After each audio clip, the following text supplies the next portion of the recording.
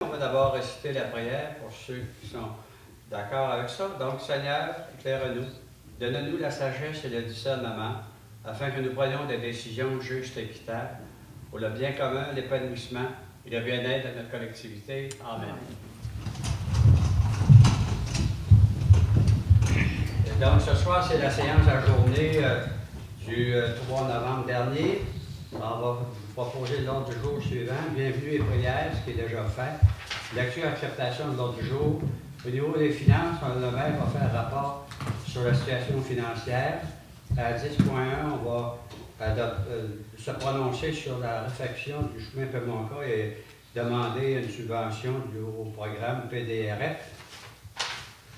À 13.1, on va accepter une dérogation mineure pour le 1090 chemin des Hirondelles.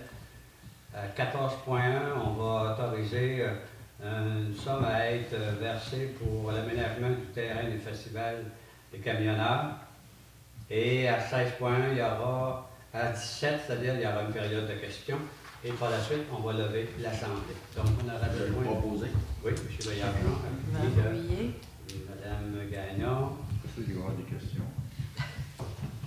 Peut-être, on ne sait jamais. Il peut y en avoir autour de nous, autour de la table. Donc, on est à 5.1. Je vais donc faire le rapport sur la situation financière de la municipalité. En conformité avec l'article 955 du Code municipal, je fais ce soir rapport sur la situation financière de la municipalité de la paroisse de la Dorée. Le rapport financier 2013, qui était daté du 7 avril 2014 par les vérificateurs externes de la municipalité, indique que les opérations financières sont conformes aux exigences du Code municipal et aux principes comptables applicables aux municipalités. Donc, en 2013, selon les revenus de taxes ont été supérieurs de 77 258 aux prévisions et les dépenses ont été légèrement supérieures, c'est-à-dire 6 475 aux prévisions qui avaient été faites. Au sommaire donc du rapport financier, on peut voir que les revenus réels étaient de 2 157 485 comparativement à un budget de 1 986 122 En ce qui a trait aux charges, les charges en 2013 ont été de 1 843 882 en regard d'un budget qui avait été estimé à 1 837 407 Au terme de cet exercice, donc en 2013, nous avions 313 603 d'excédent comparé à une projection de 148 715 au budget qui avait été déposé. Ce qui fait qu'en finale, il y a eu un excédent à des fins fiscales de 253 265 toujours au 31 décembre 2013. En ce qui a trait au bilan, l'actif de la municipalité totalisait 1 336 350 En ce qui a trait des actifs non financiers, ceux-ci atteignaient 7 577 888 étaient composés en particulier de 7 512 285 en immobilisation, 35 438 pour des propriétés destinées à la revente, 11 804 pour les stocks et inventaires et autres actifs pour un montant de 16 361.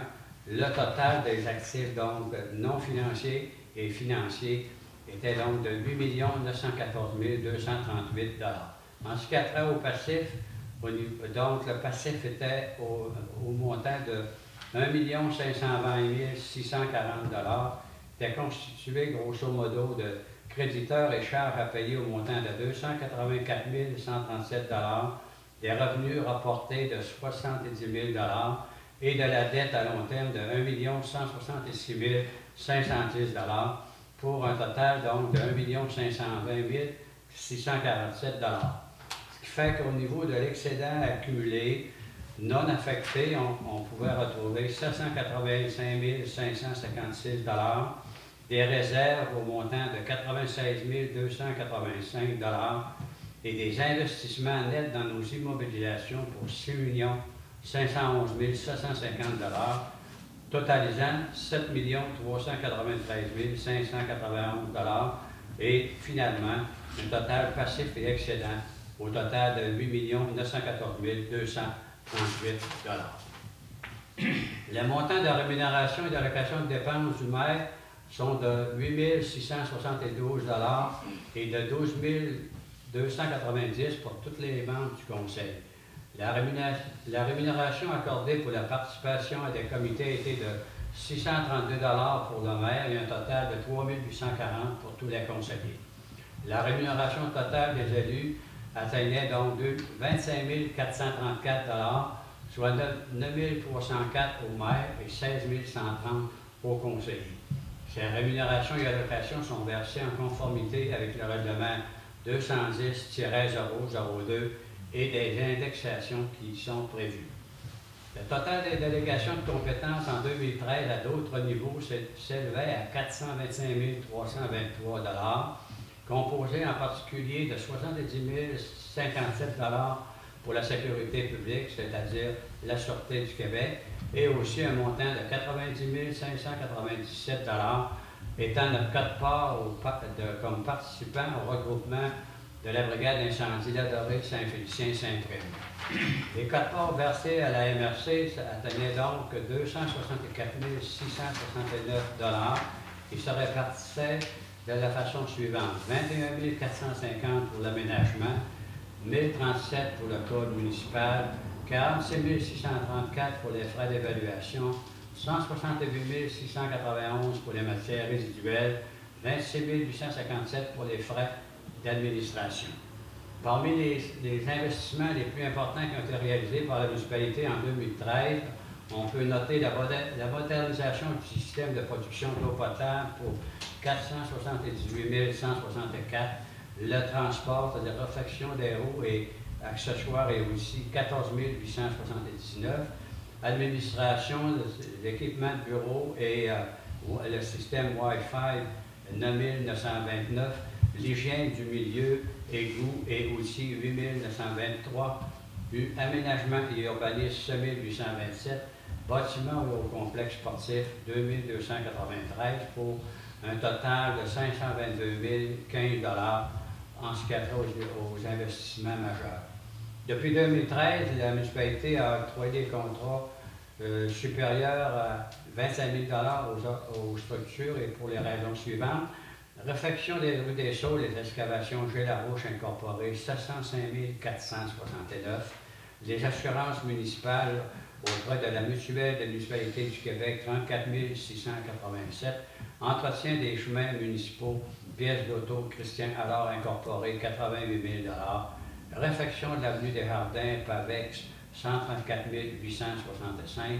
Travaux de voirie, d'aqueduc et des égouts, transport GHL, 34 436 c'est le cumulatif pour l'année en cours. En ce qui a trait à la situation financière au terme de l'année 2014 qui s'achève, donc les prévisions budgétaires revisées nous permettent d'anticiper à ce moment des revenus qui atteindront 2 315 000 dépassant ainsi les prévisions initiales de 322 520 Ces entrées de fonds supplémentaires sont composées principalement des subventions supplémentaires de 170 000 d'un recouvrement de la taxe de vente du Québec de 50 000 et de l'intégration des revenus des organismes liés à ceux de la municipalité pour un montant de 70 000 Pour l'année financière 2014, toujours, donc, on anticipe réaliser des dépenses au montant de 2 095 000 Ceux-ci seront de 219 942 supérieurs à ce qui avait été initialement prévu, c'est-à-dire la prévision était de 1 875 058 pour le fonctionnement et l'opération. Ces dépassements sont partiellement occasionnés par le fait que nous avons reçu des subventions pour des dépenses non prévues au budget, ainsi que en raison de l'incorporation des dépenses pour certains organismes liés.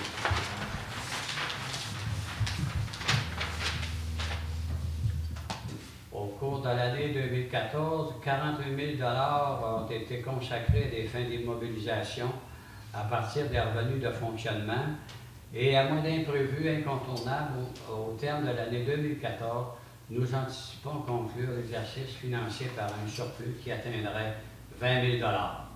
Plusieurs investissements sont à souligner par ailleurs pour l'année 2014, en particulier la réfection de la rue des Saulles qui atteindra plus de 1 million de dollars, le tableau indicateur du complexe sportif 8 000 dollars, le parc de jeux pour les enfants de la rue des Pins 16 000 dollars. Pour ce qui est des perspectives 2015, lors de la préparation des prévisions budgétaires pour l'année qui s'en vient, le Conseil municipal entend maintenir les orientations des derniers exercices, soit être efficace et résilient. Toutefois, il devra tenir compte des baisses dans le soutien des gouvernements, et ça dans des domaines cruciaux pour la survie et la croissance des collectivités locales. Le Conseil a établi des objectifs à atteindre ou à initier à moyen et à long terme, et ceux-ci seront maintenus et mis en œuvre sur un horizon 2015-2018. Ces orientations, ces objectifs visent à élaborer et compléter nos stratégies, à faire mieux et autrement. Ils tiennent compte du contexte économique qui prévaut localement et mondialement, entre autres de la morosité du marché de l'emploi et des déficits au chapitre de la croissance économique. Ainsi, le Conseil municipal poursuivra ses interventions dans l'amélioration de la qualité de vie des citoyens, pour le maintien et l'amélioration de notre réseau d'aqueduc et du réseau sanitaire. Le Conseil et son administration élaborera aussi un programme d'immobilisation et d'investissement à cet effet. Il recherchera du financement supplémentaire pour la voirie locale supérieure, ainsi que pour les pistes cyclables associées.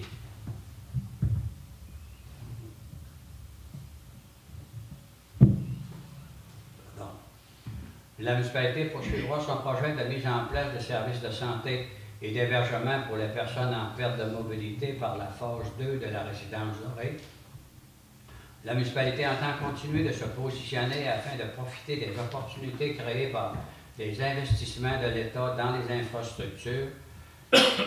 Prioritairement, le conseil municipal s'impliquera davantage afin de conserver et de convertir l'église en un immeuble communautaire polyvalent et favorisera la concertation et la convergence des organismes, ainsi que la rationalisation des activités dans tous les bâtiments et édifices de la collectivité doréenne. Le conseil municipal verra maintenir l'attractivité de notre collectivité, autant pour les personnes que pour les entreprises, et elle améliorera ses mesures d'attractivité locale. Nous maintiendrons notre orientation quant à la contribution des membres du conseil dans l'administration de notre collectivité. La municipalité accentuera ses interventions afin de nous donner un avenir économique et social durable. La municipalité demandera à la MRC du domaine du Roi de lui laisser les responsabilités qu'elle souhaite et qu'elle juge être en mesure d'exercer en lien avec la décentralisation, et ce afin de concrétiser le tandem MRC-municipalité. Le rôle d'évaluation, alors comme chacun, vous le savez tous, la valeur des immeubles sert de base à élaborer nos stratégies pour avoir des revenus et aussi fixer le niveau des taxes et des tarifs. Donc, le rôle d'évaluation a été déposé en septembre 2014 pour les années d'imposition 2015, 2016, 2017. Il montre une valeur imposable de 82 545 500 $, ce qui représente un accroissement de 20 066 100 $, soit 32 % d'augmentation pour la valeur des immeubles. Les valeurs financières du rôle d'évaluation déposé en septembre 2014 comportent des ajustements importants dans l'évaluation des immeubles depuis 2009. Ces nouvelles valeurs seront utilisées dans le cadre pour l'élaboration des prévisions budgétaires 2015. Ces valeurs et leurs facteurs seront en vigueur pour la prochaine année, soit pour l'année financière 2015 et pour les années 2016 et 2017. Le conseil municipal tiendra compte des hausses et des baisses et modulera les taux de taxation afin de minimiser leur impact sur le compte de taxes des contribuables de l'État. Donc, c'était le rapport du maire pour ce soir. On pourrait prendre une proposition pour l'accepter. M. Lalancette, M. Beau, ça va, tout le monde, vous êtes à l'aise avec le rapport. Merci beaucoup. Donc, on va compléter la séance de ce soir. À 10.1, donc, on a une possibilité d'obtenir d'être admissible au programme de développement là, de la voirie forestière. Et à ce moment-ci, on pense qu'il y aurait lieu de présenter un projet pour la réfection des chemins en direction de Paimonfort. La somme disponible est de 10 795 $, fait qu'on autoriserait la direction générale à faire la demande là, dans le cadre de ce programme-là, et aussi à signer tous les documents afin que la demande de subvention soit accordée et aussi donner le mandat pour sa réalisation. La municipalité contribuerait pour un montant de 1 200 $ qui serait pris à même notre budget de voirie. Conviendrait, M. Voyageon, Mme Gagnon, oui. Tout le monde est d'accord? Oui. Ensuite, on a une dérogation. Un comité consultatif s'est réuni en vue d'étudier une demande de dérogation mineure pour le 1090 chemin des Hirondelles sur le lot 4 595 047. Donc, on acceptera une dérogation afin de permettre l'emplacement du garage à 4,74 mètres et 5,50 mètres de l'emprise du chemin au lieu de 7,5 mètres qui est prévu à la réglementation municipale, et aussi afin de permettre l'emplacement d'un cabanon à 2,10 mètres et 2,51 mètres de l'emprise du chemin au lieu de 7,5 mètres qui est prévu à la réglementation municipale, le tout selon les plans préparés par Denis Renaud, arpenteur géomètre, et la minute 4557 qui accompagne la demande de dérogation que vous avez en main. Est-ce que ça vous convient? Oui. Oui. Qui en fait la proposition? M. Simard? Oui, M. Villecampa? Merci. Oui.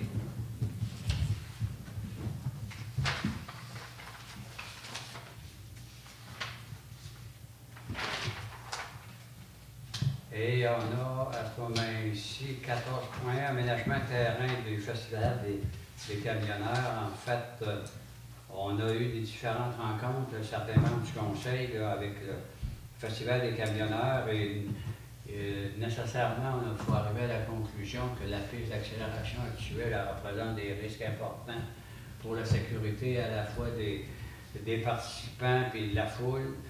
C'est une piste qui a été travaillée de façon continue depuis 25 ans, mais à ce moment-ci, elle rencontre vraiment plus les critères.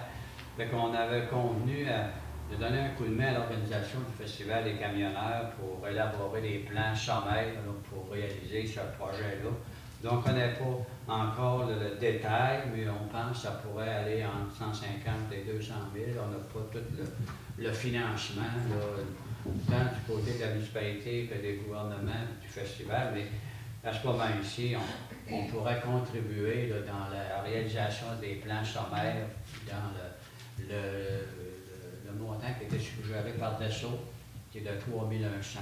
On pourrait autoriser 1 550 là, que la municipalité serait partenaire pour le festival. Et pour ce qui est des taxes qui vont s'ajouter, on va en récupérer une partie. Je vais le proposer. Monsieur Baillargeon, M. Lancette, ça vous va, Mme Gagnon? Oui. Et comme il n'y a pas de questions dans la salle, on pourrait comme avoir une proposition pour lever l'Assemblée. Oui, c'est good, merci. Il faut moins d'appuyer ça.